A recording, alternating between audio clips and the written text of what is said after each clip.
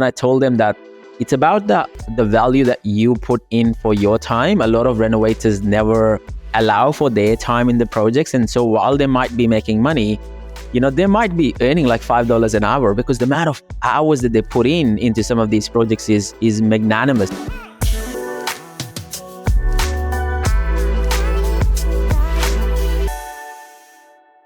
Welcome to another episode of Helpmebuy Property Podcast. Today, I have a very special guest called Mike Day from Apex Development.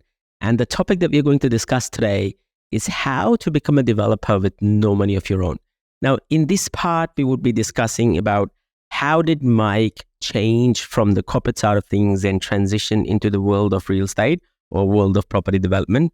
How important is research and education when it comes to setting up or defining your business models? And what roles do mentors play in this space? How important is the team selection and the legal requirements and understanding all the legalese around these? We talk or dabble with it just into the number side of things. This is a two-part episode, so stay tuned till the very end to get the golden nuggets. Thank you for listening to us. Keep smiling, stay safe, keep investing. This is Moxin Reza. Hello and welcome to another episode of Helpmebuy Property Podcast. Today is one of the very interesting podcasts. It's very, very near and dear to my heart because this is an area of expertise that I don't bring into my business, and that is an aspiration for my own self as well. And so I'll introduce my guest first, and then we'll open up the conversation about all the luxury housing and the luxury developments and how does that world happens. And we'll unpack a lot more detail into what does that world looks like. Let me introduce my co-host, my guest today, Mike Day. Mike, how are you today? Hey, Moxin, really well, mate. Things are going very well for us here. My name's Mike Day with Apex Developments. As you said, we tend to focus more on the high-end luxury space, and we've got a current project. Well, I'd love to sort of walk you through a little bit later and, direct you to a few different places. You can check some things out. The penthouse is currently up for sale right now, and construction's just finishing. So we just got our occupational certificate. I'm pretty excited right now. Awesome. And we'll go into all of this, fun stuff into a lot more detail. Let's take a step back, Mike, and talk us through about who Mike really is. Who is Mike? Who is Apex Development? And how did this property journey came about? It's not just about luxury. People don't start off usually in luxury. So take us back into, where you come from, what have you done in the past? And, how does this passion of property basically started? Yeah, well, I guess working backwards then from present, Apex Developments came to be when I acquired the current project that I'm looking at and developing at the moment. And Apex really stands for the pinnacle and the peak of achievement. So And that's really what my values are driving me towards. And it was always something, me personally, I've always really veered towards the luxury and the elegance of certain things. And it always felt kind of almost wrong in some way to, be just doing just enough just to get it sold. Or, you want to go all the way with like the nicest stone, the nicest hardwood, whatever. So, and that really pleases me, and it energizes me and gives me a lot of joy in what we do. And I think that's extremely important, that to inject that energy into your work. So if you're doing things that you're not really pleased with, or you're just doing it for money, it's just never gonna bring the same result, because the energy you bring to that task will always have some sort of cloud or grayness to it that's like, this isn't good enough. It's not really what I want to be doing. And I just love what I do. So let's take a step back. Where does this? Stepping backwards now in time. Yeah. Take us back into like your 20s and your 30s and, or maybe teens, right? How did that, journey came about of, I ask my kid in today's time and, none of them say that, they want to be a property developer, right? That is not an occupation, kids put their hand up too hard to, right? No, exactly. Like if I was talking to my, 23-year-old self, man, I'd slap that kid silly, like I spent a lot of money just out at the bars every night. I'd enjoyed my 20s. I had a lot of fun, but man, I could have taken that probably 40 grand I spent that year on booze and fun and girls and converted it into my first property and probably been, a lot better off by the end of my 20s. But How did the transition happen? yeah, exactly. So obviously I went to, university, took business, it was boring. So I started off, I got right out of uni and I started managing restaurants. So Wow. I elevated myself to a management position with a staff of 80 people, managing the profit and loss, running a, $4 million a year business. Right. And Wow. so you learn a lot of skills there, managing people. And at that point, it was kind of more like a glorified babysitting job because, hospitality tends to attract, students and people, waiters, waitresses, bartenders, hosts, those sort of things, cooks.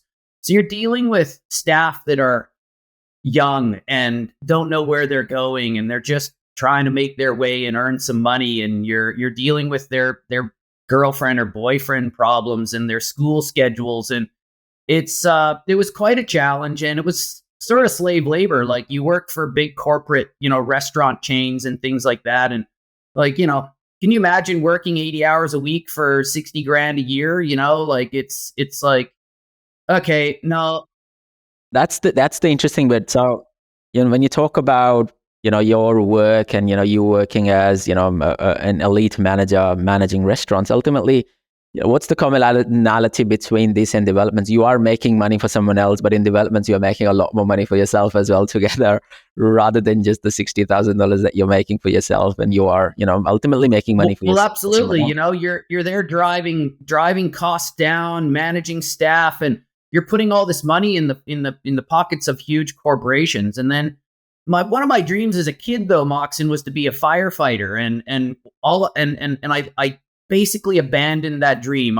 People told me I wasn't big enough. It'll be too long a wait. And I was really like, I just want to get out in the world and make money. And I abandoned my dream. And it's probably one of my only life's regrets, and I've given some thought to going back to, trying out and going through the academy. But probably it's like, and I'm almost 50. So can I say you're still putting out fires? Exactly. Yeah, I'm still putting out fires, and I'm still helping people, just in a different way. I'm not rescuing them from a building, but I'm helping them to build their wealth. So there's still that genuine helping nature there, which is part of my value system. So yeah. But following the restaurant side of things in management, I really got a taste for business. And, university was a snore, a complete bore, like the technical side of things, like I just want to be in it. And from there, and the reason I ended up in Australia is because I was so disillusioned with the restaurant side after I thought, my goal was to be a bar owner and to have a big business and a staff. But after running a large chain restaurant for 3 years and watching staff break plates and throw cutlery out and wreck our building, and it's like you just get a flavor to understand that people don't care about your business, and it wasn't even mine, right? It's like, so you need to be able to have a business where you can have people you want to work with and that care as much about the business as you do. So then I got into large corporate setting in a Fortune 500 company, managing large capital projects like $50 million portfolios. And the managing director of the Australian operations was amazing. He walked me through all the P&L, how the business is managed, so I could really see what my contributions and revenue was bringing in and where that money was going and how it was utilized and the value that it brought. So again, that really showed me, from a management side of things, from a project management side of things, how my processes are helping drive business and grow business. And so again, it was a step up, in the whole businessology of everything, right? So ultimately, I always had a huge attraction to property. So the way I got started was I became a bit disillusioned in the corporate side of things. So obviously, everyone, has their famous side hustle, so I bought an infill lot. I built from a land sub developer who put in the roads and the civils. And I got an architect and built a custom house. And I think the thing cost at the time, 260 grand all up TDC, and we sold it for 380, like 5 hours onto the market kind of thing. So it was a pretty good result. And so then I replicated that one more time. And this was in Australia? No, that was back in Canada.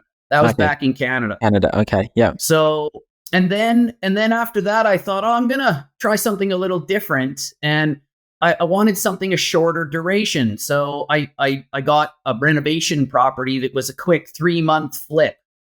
It ended up at about 4.5, I think, so slightly over time, but absolute nightmare. I'll never do it again. I did it all by myself. I had a general contractor who was a buddy helping me, and we did all the painting of the walls ourselves. And I could have had a painter do the whole house in probably a day and a half, and it took us 4 weeks to paint the whole inside of the house because we just had no idea what we were doing, right? So, and I think it's important. Let's take a pause there. I think a lot of people who do renovations and, start off, I've done a few renovation projects of my own, actually more than a few. And I was having this discussion with a client of mine, or actually not a client, a friend of mine actually over the last weekend, where we were talking about renovation. And I told them that it's about the value that you put in for your time. A lot of renovators never allow for their time in the projects. And so while they might be making money, they might be earning like $5 an hour because the amount of hours that they put into some of these projects is magnanimous. It's like ginormous, right? So it's important to understand where that highest value is. I use a typical example in some of these scenarios. I have a really good friend of mine who runs a mowing business. And so I have a small front yard. The front yard and the backyard all has fake grass. And there is a small nature strip where there is grass. And so he will come out every month and mow that nature strip for me. And he would curse me every time he comes in because he can see that I have an electric mower that sits in the backyard, which is brand new, unpacked, and it sits there.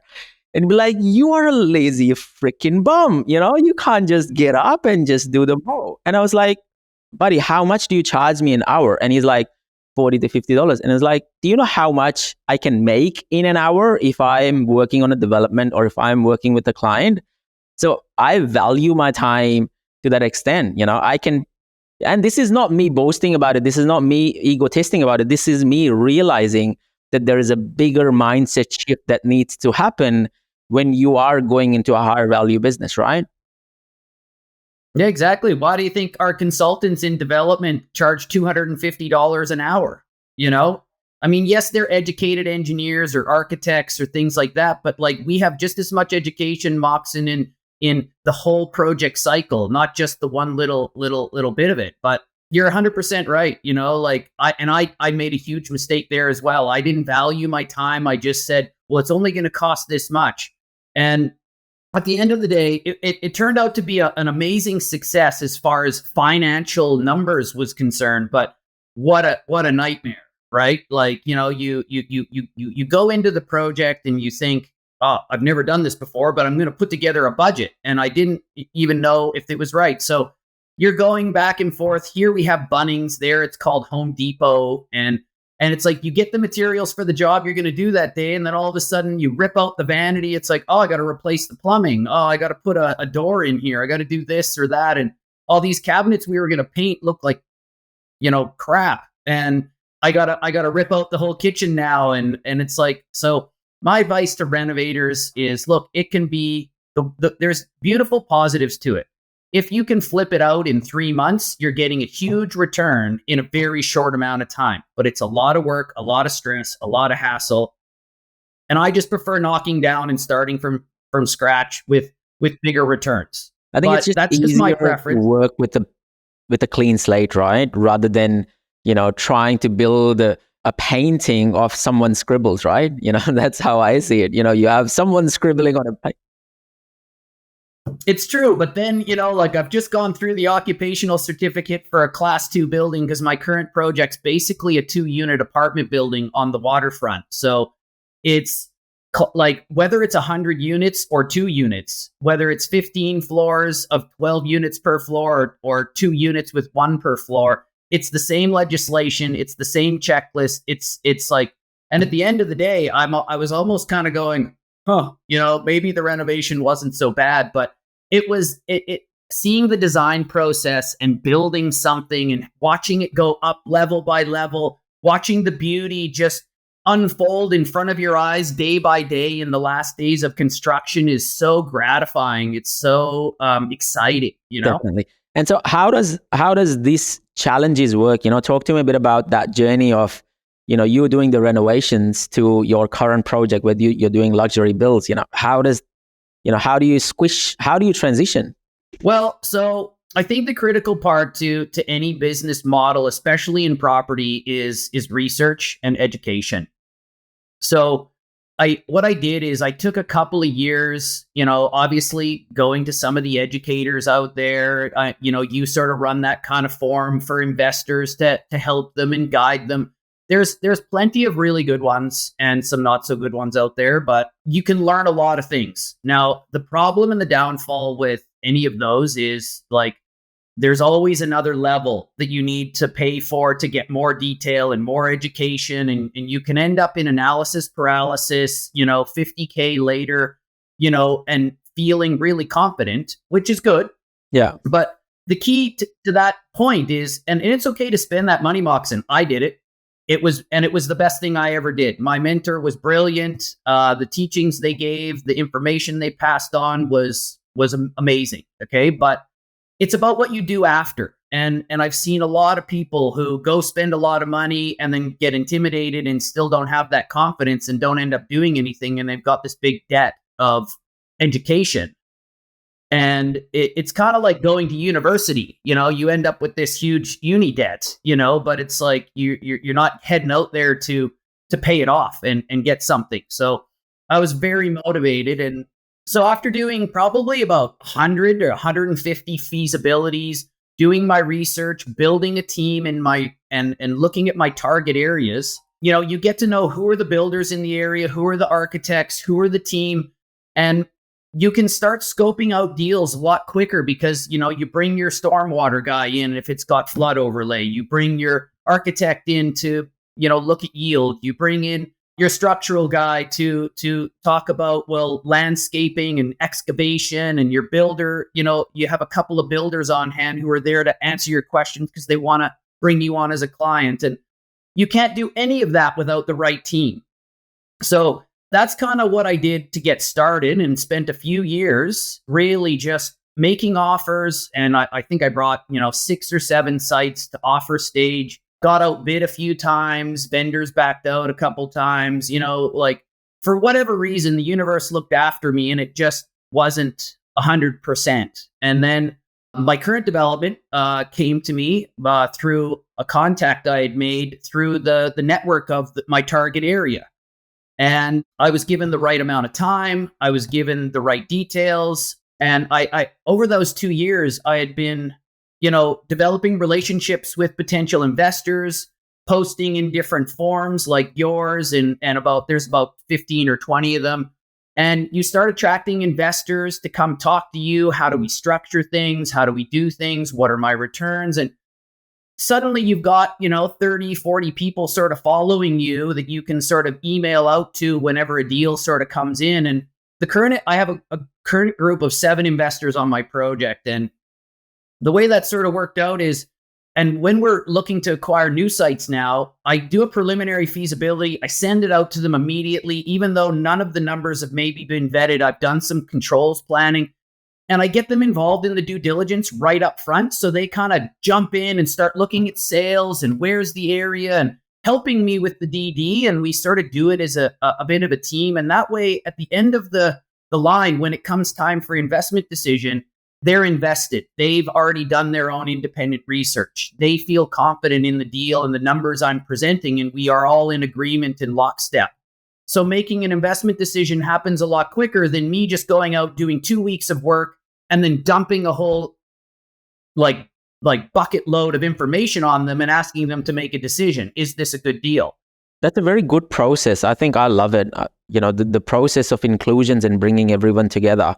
If I take a step back and, just rephrase some of the stuff that we have talked about in relation to education. We are not saying that education is bad, but that 95-5 or 90-10 rules apply, right? Any education that you do, there would be 90% of people who would do nothing about that education, right? And then there would be 10 people who would take it to that next level and really get their hands dirty and, start implementing some of these things. And, that's for every industry. It's not just property development. I think the best thing about education is that, these 90% people have access to those 10% people who can be the leaders of bringing the deal together. And naturally, that's one of you, right?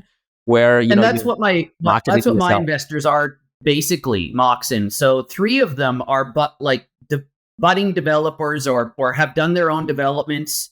And in some cases, one of them has been a money partner in 4 different deals and only wants to be a money partner. But he brings a lot of value because he can just say, well, I had this happen or this, and he's been through some things. So some great contributions, but he never wants to be the developer. He loves what he does for work. And I have another gentleman who's done multiple developments of his own, but he's happy to put money with other people to do the work on these sort of bigger, higher end deals while he focuses more on sort of the mid-market type stuff. Definitely. And it's an amazing team. And then I've got another woman who's done a few of her own developments as well, and she's just got such a keen eye for detail and picks out little things. Oh, Mike, is that a formula error? Oh yeah, thanks.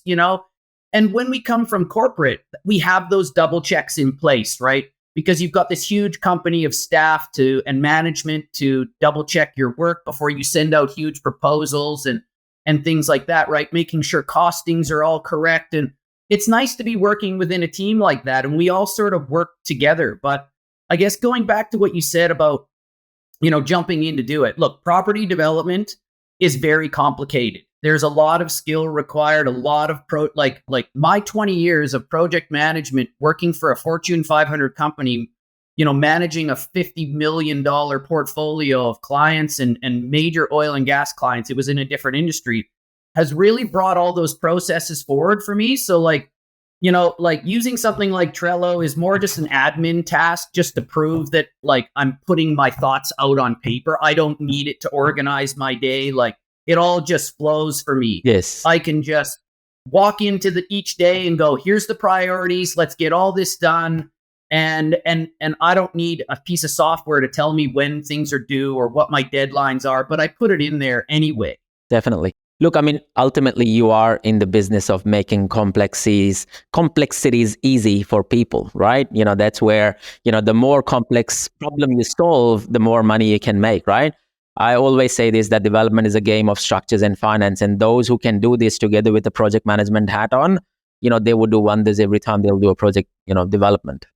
Well, that's the beauty of my business, Moxin, because it's all encompassing from start to finish. I find the site, I do the feasibility, then I do all the legal side of things, doing the acquisition, setting up the structures, doing the shareholder agreements, the PM agreements, doing the builder tenders, putting together the loan agreements. I take care of every aspect because in my previous role, again, working for a Fortune 500 company, I had access to some of the world's best lawyers working at the highest corporate level. So we're doing high level negotiations with contracts worth millions of dollars. So you get to understand the idiosyncrasies of the legal jargon. Now, I'm no lawyer. Absolutely not. I'm not giving legal advice to anyone ever, but I can read a document and I can work with our legal team to make sure I'm, asking the right questions to identify the right things and asking the right questions to get the right answers and the right outcomes for us. But the reason why people that 90% don't do it is because they get out and try, and I'm sure most of them do, but it's really tough. And it takes a lot of work. That's a good segue in us talking about tough. Talk about the project, that you're doing right now. You've mentioned that you got an OC, but let's talk a bit about, how did it eventuate? What does that mean? How did the seed turn into the plant? Yeah, so the way it all worked is, as I said to you before, I had a bit of a following of people, and there's some I guess creating relationships with potential investors. So And my process has been refined since, and it's gotten even better. But, at the end of the day, like I said, once we get that out there, I put it out. And now I even include not just my 7 investors, but I have another, say, 15 that I send out a group email to that have all signed a non-disclosure agreement so that, all my IP and everything is confidential and it's there for them. And that's kind of how it gets started, right? And then the site sort of just dropped on my lap. A guy just called me and said, hey, I want to sell this. And it's like, oh, okay, great. Can you give me a couple weeks? Yeah, no problem. And we were able to, give the vendor top dollar so that we could acquire a prestige waterfront site. And 14 Bulls Road in Burraneer is probably one of the most premier locations. We've got a northeastern aspect, so you get the sunrise every morning. The master bedroom set up right on the outside facing the water. The whole wall is glass. When you wake up in the morning, it's just spectacular. Not that I've slept there, but I was there at sunrise a few mornings, recently for photo shoots and things, and it was just spectacular, right? And this is a single house? Is this a single house? Well, from the outside, if you look at the renders and once we're just finishing construction this week, so we'll be having some external and some drone footage taken shortly, early next week, but which you'll see on socials. So stay tuned for that, everyone. But it looks like a single house from the outside. It looks like a 370 square meter, beautiful luxury home from the outside. But what it is it's a 2-unit apartment building. Oh, wow. So as you come down the steps, there's an auto sliding glass door with, fob entry at the front, just like an apartment complex. The door slides open. The ground floor residence door is right there.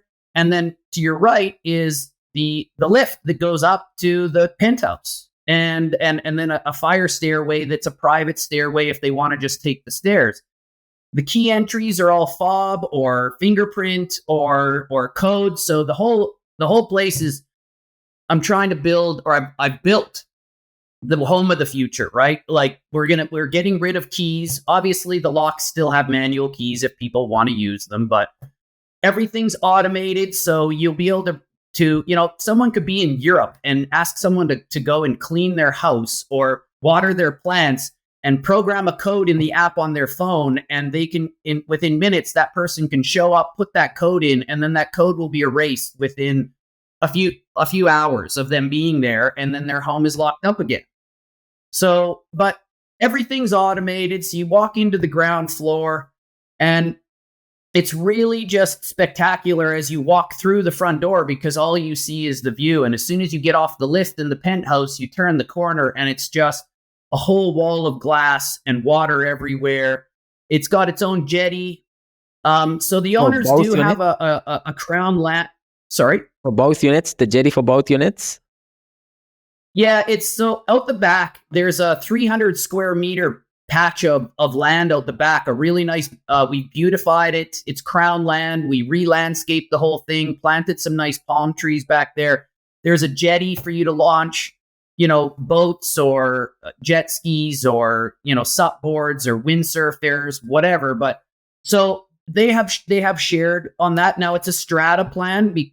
It's a strata subdivision. So we've also had to create a strata owners corporation, and there's legal requirements for developers to make sure that everything is in place. There's a truckload of documents that needs to be handed over to the strata corporation for capital works programs, maintenance schedules, to strike levies. So the whole process is pretty, it's amazing. When you do a strata subdivision, it's not just building 2 units and everyone thinks, oh, it's just a duplex. No, it's the gross revenue on this is going to be, around hopefully between $16.5 and $17 million. So each unit is selling for circa $8.5 million or more.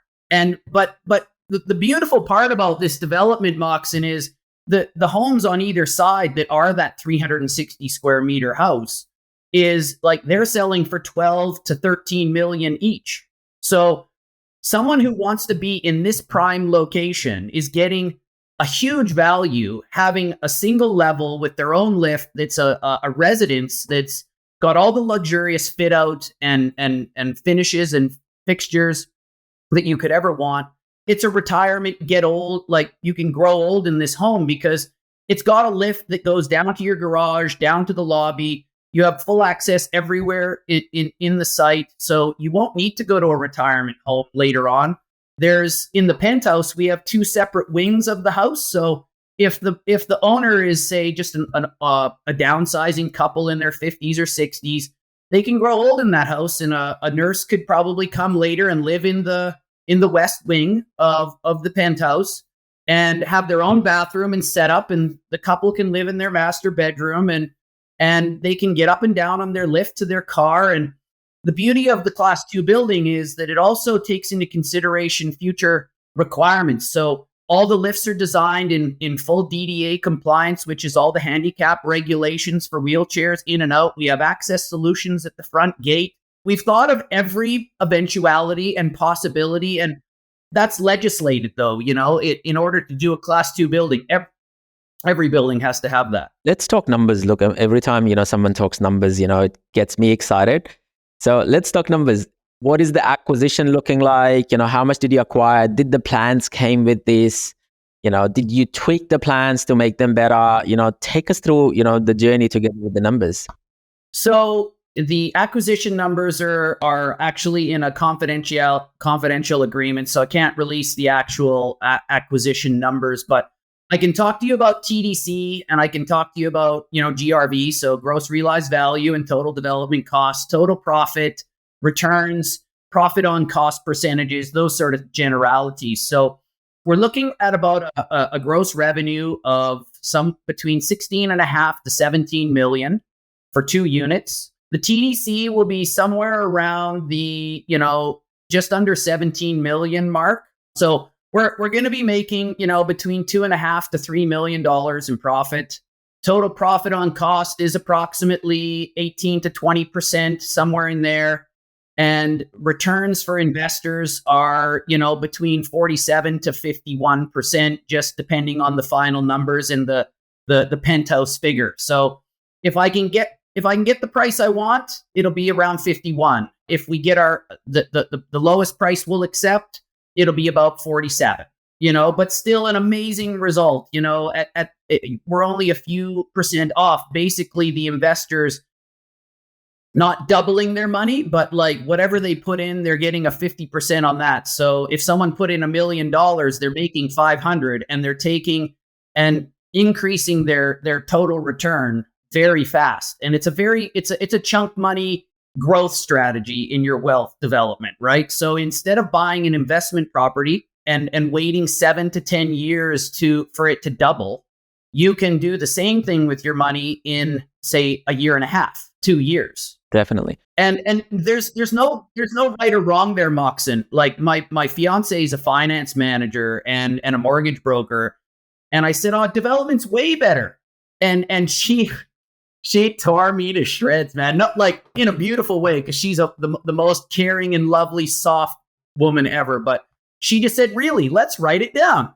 And we went through all the numbers, and at the end of the day, it's about the same success. It's just about how much time you want to deploy that money for, right? And I kind of had to take my foot out of my mouth and go, okay, I understand, but I still had to say, well, but it's an opportunity loss. Yes, it's an important consideration, right? When you think about developments, a lot of people don't take into account time value money, right? So how much time are you investing into a particular development? What sort of risks are you taking? And how involved are you? If you're spending as I said, if you're doing 20-hour days to make that sort of returns every day, then you'd be like, oh, that's crazy. There's no work-life balance, right? And if you're taking way too much risk, if you have everything on the line, if you have your life on the line to that 50% return, you'd be like, well, that doesn't make sense. But what you are promising or what you are saying is this is a much more risk mitigated strategy where nothing is guaranteed in the world, of course, but you're doing it in such a manner that this is replicable. You can do it at scale. You can do it in such a manner that you can almost predict what these numbers look like in a worst and a best case scenario. One question I do have though is how much of these houses cost? When you're talking about such high end builds, you're talking about granite and marble bench tops and, crazy sort of stone finishes. What are we talking about in relation to the house, like the build prices? Look, that can vary quite a bit. So I'm not sure I'm probably comfortable in sharing our total build cost. But what at this stage, what I would say is like build costs have gone up 30 to 40%. It's become a critical component. So the three critical areas are your as Robert Kiyosaki always teaches, right? You make money when you buy, not when you sell. So buying good, buying at a good value, getting your site at a good price. Don't overpay for it. Your build cost, your finance cost, and your gross realized value. So, the build costs can be varied because, for example, Moxin, like I could go and select the finest oak floors and the best stone bench tops, but like then I've overcapitalized and I've sunk all my money into there, but I'm going to max out on what the market will bear on sales, and I'm not going to get return for luxury, right? So it's a fine line you have to skirt. So I mean, in this case, we've definitely put in as all the mod cons, everything you could possibly ask for: heated floors, full automation system so you can wake up and grab your phone and open your blinds, turn on the lights in the kitchen. You can even set up your coffee cup in the coffee maker we've put in there, 𝐏𝐚𝐫 appliances, right? The night before, and press a button on the app and it will make your coffee before you even come out to the kitchen. The fridge is 𝐏𝐚𝐫. It has a sensor to make its own ice, and we have an amazing state-of-the-art security system that is there to monitor the property constantly. It's all there on a touch screen or on your phone. There's because it's a class 2 building, it's got a fire system that's far and above just some smoke detector in a normal house, right? It's basically like a 100-unit apartment building sort of fire system. So it alerts the fire brigade if there's any sort of fire on a thermal sensor basis. There are smoke detectors to just detect smoke versus actual fire. So each one has its own European-made lift to each residence. So the lifts are private. So, but the penthouse, we're working through the security issues at the moment and the electrical communications to make sure that when you're sitting on your couch and your doorbell rings, you can press the button and send the lift down and your guest can get in without needing the security fob to go back up, right? So nice. All these little intricacies of building homes and making sure that you're asking the right questions of your suppliers and ordering the right gear, because at the end of the day, if you don't understand what you want it to do, you can't tell your suppliers the right thing. So, but these are the kind of things that you can expect in a really high-end sort of luxury build. Definitely. And it's important. But we're talking millions, Moxin. Yes, and it's important that you are understanding the product market fit quite importantly, right? You're understanding your ultimately, what I call it is your use case, your user experience is very, very important. Because when you are talking about owner-occupier market, you are basically selling the dream. You are basically selling an emotional real estate. This is not so much about hook and crook or, like copy paste, brick and mortar investment properties. We are talking about a person walking into the house and, getting that wow factor coming through as to, okay, there are these little things that people have considered when they're building, some of these things. And that comes through the price, right? Every time you add that, additional thing, you get, 10x returns, 20x returns on a lot of these little things. And you get a lot of people excited, especially people who are going to, live there, see this as their, place to live or place to retire, or that, safe haven, across the beach or from the beach. So yes, I can totally understand and relate to a lot of these builds and vessels and how you are, honoring right into that emotional intelligence of people to get that right price point that you are aiming for. Now, how does the funding works? Like, talk to us a bit about, some of the funding models that, you worked, is it cash? Is it debt? How did you had any problems in relation to establishing the GRVs? Because of course, when you're building a house of this size, there are really no comparables, right? Because, you are basically, building something and you are setting a stone or establishing your own GRV. And so let's start off with, the funding side of things, cash, debt. How do you fund these in the first instance? What sort of serviceability requirements do you have? What sort of cash requirements do you have in relation to, you kicking off this project and starting off? And again, what sort of settlement terms that you went with? Yeah. So look, it's funny. You probably weren't involved in the very initial stage, but you're right. We did sort of struggle setting the GRVs, or the gross realized values, for this, because the luxury market is very undersupplied at the moment. There's a lot of people in the lower North Shore, the eastern suburbs, in Mossman, in the northern beaches, in the Sutherland Shire, in the beaches area, that have these $15+ million homes that are getting old, that need renovation. Their kids have moved out. They want to downsize. They need something that's luxury, still on the waterfront, that is new. And there's a very, very large undersupply, but there's a shortage of it. So there's actually a shortage of comparable sales. So we had to use some unit sales of, like, say, penthouses, like beachfront, oceanfront, water adjacent in Cronulla in the initial stages, because there wasn't anything like this. This project is a one of a kind, probably 1 in 10 year event, to have a site of this nature come up on the waterfront where you can do a dual occupancy like this. There is another one over in Cronulla, but it's the first and only of its kind in Baronier.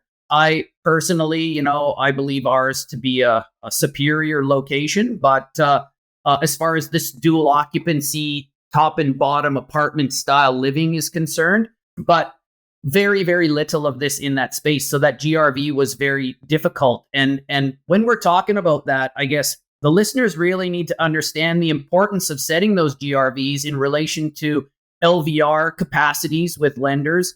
They also need to understand that you need to be able to prove the as complete, built product will be supported by valuation, because that's what the banks are going to use.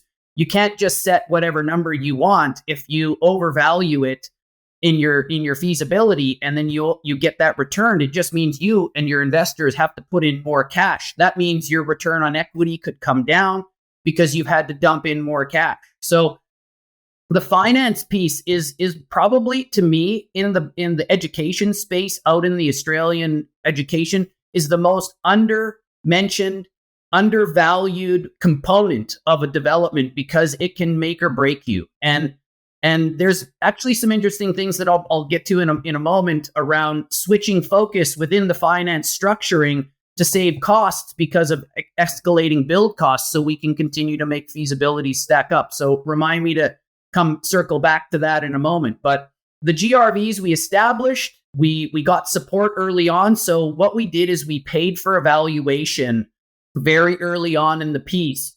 Personally, even though we were gonna probably have to pay for it again, and we did an as is and an as complete valuation to just make sure, because when you're dealing with these kind of numbers, spending $3,000 to make sure that your vision is correct is really a small piece to, and of course with the investors, we all agreed, okay, let's just pay that money, and we'll each tip in $500 or whatever, right?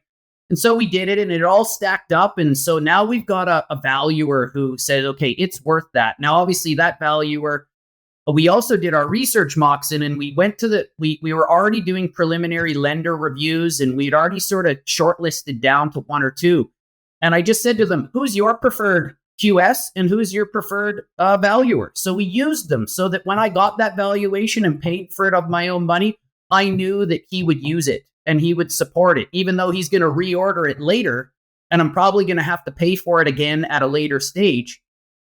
He said to me, Mike, as long as it's done within 3 months of the time that we sign a loan agreement, I'll use it and you use my guy. So I used his guy, I paid for it, and it all stacked up, and it was great. Now, again, one of those tips for investors is, generate your own report, do as much research as you can, show up to site with the valuer and hand them what you've done. They might look at it, they might not.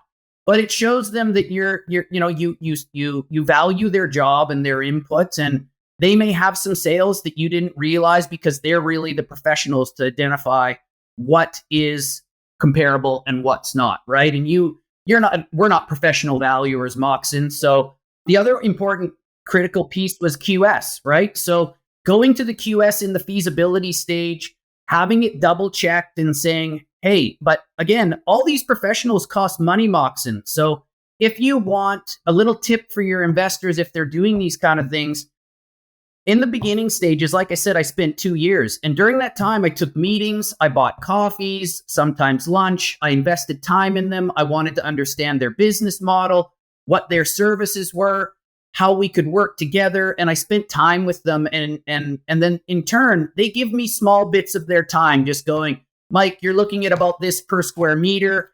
And they're really the professionals and they have the data to support it. Even if it's just a quick 15, 20-minute review of an email and going, use a per square meter rate of this in that area, consider these other costs. And wow, okay, great. Now I can show investors that we've got QS support for build costs. We've got valuations to support our GRVs. And now we can use professionals to come up with those numbers rather than just trying to pull them out of the air. And obviously you still go to the builders and you say, okay, can you give me some costs? And then and in our case, the project that when we acquired it was already DA approved. So I already had concept plans to send out so they could price them. So that was a lot easier. Now, when you're dealing with a raw site, it's a lot harder. But what I like to do, Moxin, is I'll get my architect, maybe pay him $500, $1,000 to do some hand sketches. Sometimes, and if you've invested in that relationship and you've worked with that architect before, or you've done something with them, they may not even charge you for hand sketches. And then you can send those out to builders and say, this is what my architect and I are envisioning, right? Yeah. But getting back to the funding model. So now you've got a basis for the funding that you require that will be supported by lenders. So you've done your research, you've done your due diligence. Now you're not just saying, well, can I have this much? And the famous line from any lender is, yes, we'd love to do the deal, subject to QS and valuation. And that's where a lot of people fall over because they don't realize that if they don't go and check that themselves, that their deal could fall over, or they're going to end up putting in a lot more capital, or it's not worth what they thought it was, or they're not going to get the support. So it's a mechanism in my process on the front end for my investors so that I can prove to them that we're in the right ballpark, that everything is stacking up before we even, so that we're taking out, just like everyone talks about planning risk, right? Oh, can we get this approved? Yeah. Yeah, let's look at yield, let's look at controls, but let's look at, are we going to get a loan? Because if I can't get the funds, we got nothing. Doesn't matter if I can build it. Thank you, viewers and listeners, for diving in deeper with Mike Day's episode of how to become a developer with no money of your own. Now, this is a 2-part episode, so part 2 will be coming in very shortly next week. Just to give you a bit of a brief recap about, or review, or a teaser about what's going to expect in part 2. We are going to talk about loans and the studies of the feasibilities. We are going to talk about the finance structures and how to navigate through some of the finance deals, and that's one of my favorite topics.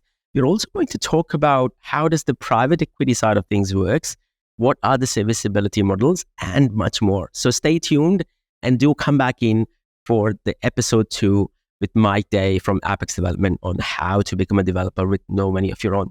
Thank you for listening to me. Keep smiling, stay safe, stay happy, keep investing. This is Moss checking out. Adios.